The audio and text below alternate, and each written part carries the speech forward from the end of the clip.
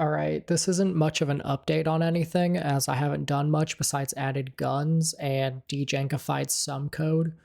It's still pretty janky. For instance, I haven't fixed the ladders yet, so I'm gonna fix those soon. And I'm working on fixing the aiming down sight so it's not jank.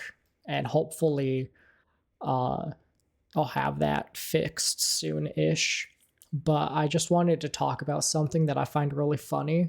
So ever since I started working on my dream first-person shooter game, back in 20, it would have been 2020 or 2021. I think so. I started working. There's a lot of history behind this. I was just thinking way back. Technically, I started working on this all the way back in middle school, but that was mostly concepts and whatnot, and that was for a World War II game. Uh, so actually, I guess it would have been freshman year of high school is actually when I started um, contemplating a first-person shooter game. And at the time, I was playing Call of Duty World War II, so it was a World War II video game that I was making.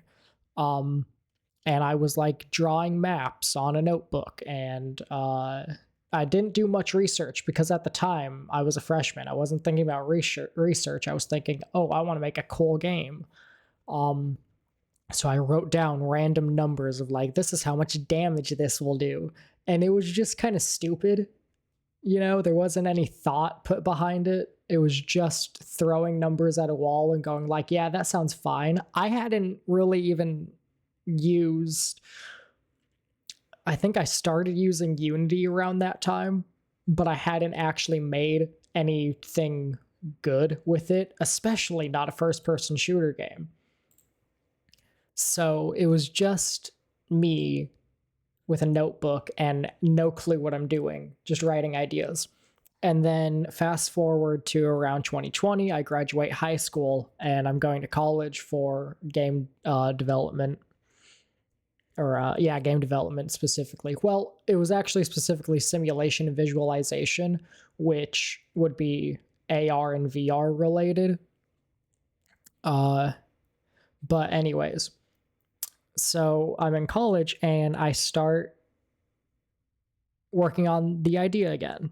I started a little bit of the idea back in my senior year. I started developing a very, very, very small idea of what I wanted to do. And 2021 is really where I started to get down into it. And if you go back through this channel's history, you'll see that I started uploading Unity devlogs of a first-person shooter game back in 2021, I'm pretty sure. If we do this, I can go all the way back. Yeah, 2022, actually. So October of 2022 is when I started working on it, sort of. I was working on it before then. I just wasn't making any code for it. I was doing a shit ton of research, let me tell you. I have multiple different Google Docs of research. I have many saved websites and whatnot for research, and the time period switched from being World War II to being Vietnam, as I don't think there's really any, at least single player games that have done the Vietnam War in a interesting way, you know.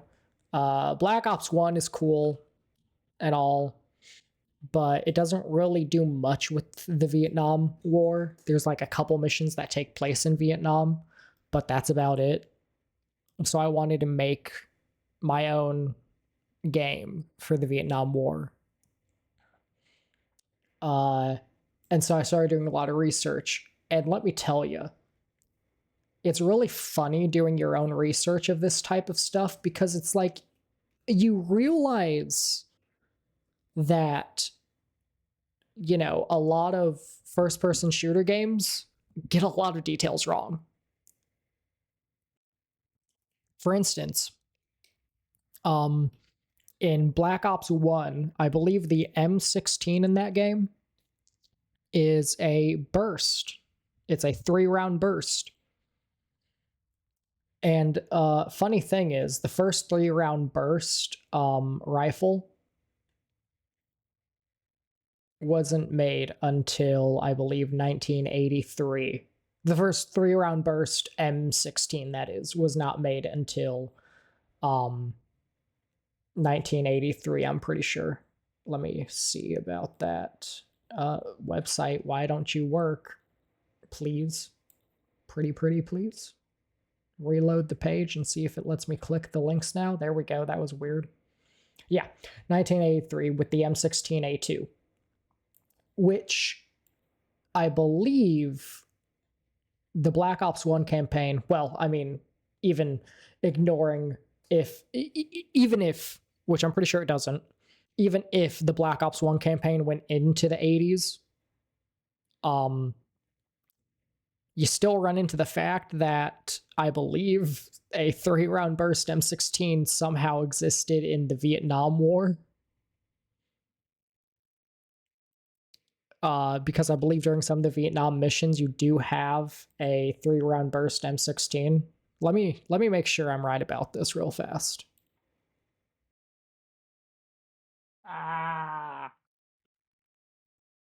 Open up. Open up. Okay, there we go. Okay, here we are in Black Ops 1. I opened up a private match real fast. Ooh, game loud. Team deathmatch. But yeah, we have the M16 right here, and I watched gameplay. So I know for a fact that the M16, this M16 shows up in the SOG mission of the campaign. And that is a 3-round burst. Yeah, that is a 3-round burst weapon. Okay, yeah, just to make sure I wasn't wrong, the final mission of the game happens in 1968, which is many years before 1983. So, yeah. And just to prove the point even more, we can go here. Yeah, so development wasn't until early 80s for this gun. And you know, just in case, M16. Let's do, when was the M16A2 made? So we can see that if we go with Wikipedia, we'll see when it was made, and then right here we can also see when it was made, yada yada yada. So we can see if we Command F M16A2, we can just go through all this real fast to see if it actually tells us anything. 1983, yep, so 1983 is when they adopted the M16A2. And then if we go here, we can see once again, M16A2. The origins of the M16A2, yada, yada, yada. A tradition, so who pride themselves with a request from them. Okay, yeah.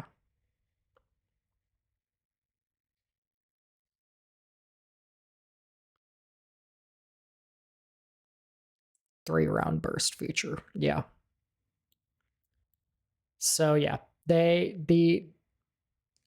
1979, so 10 years after the end of the Black Ops 1 campaign, is when the idea of the M16A2 was created. The gun hadn't even been made yet. So yeah,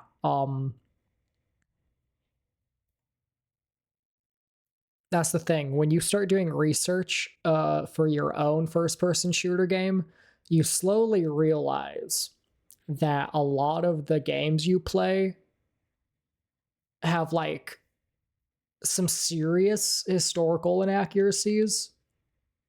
I mean, okay, I guess it's not that serious. It's just a fucking gun.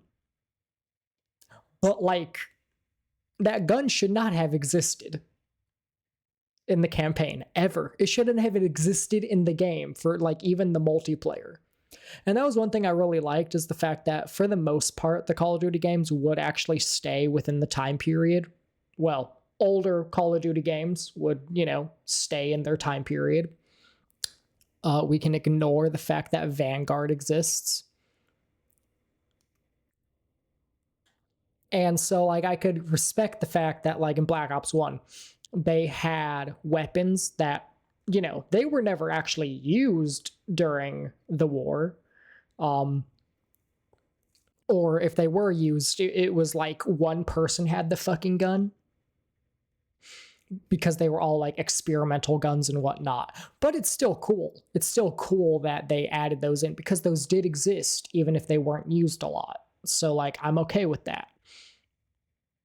But having a gun that wasn't actually during the time period is just really funny. In this case, I can at least say that it's not that big of a deal, because it's literally just they wanted to have a burst fire weapon. Okay? They wanted to have a burst fire weapon, and there really aren't that many burst fire weapons that were used during that time period. So you can cut them some slack. It's at least a gun that a type of that gun existed during the time period, even though that exact gun did not exist during the time period, So I'll cut them some slack for that. But like, it's just really funny how you just instantly ruin everything by doing research like this. When I start doing research for my video game, every fucking time I find a new thing, every time I'm looking up information about a gun, I always find something new, and I'm like, oh, that's cool. And then I'm like, wait a minute, this gun was in this game, but based on the time period of the game, this gun should not have existed. And it's funny, it's not anything serious. I'm not gonna say Black Ops 1 is a terrible game now. It's one of my favorites. In fact, it is personally my favorite Call of Duty of all time. But like, it's just funny how doing all of this research myself, I ruin video games for myself because they're inaccurate in some way. But yeah, that's it for this little update thing. I guess it's not much of an update. It's more of just me talking about a funny thing that comes with developing. But yeah, I will have an actual update soon-ish. So you can expect one in the next couple of days, because I do have a lot of things going. And one thing you might notice is that this is an M4 gun and not an M16. It's just a placeholder model. I plan on replacing this, so don't worry. This isn't the final model or anything. These are all just placeholder models I downloaded and added in just so I can have something. But yeah, next update we'll be talking about a big overhaul to the guns and the gun system.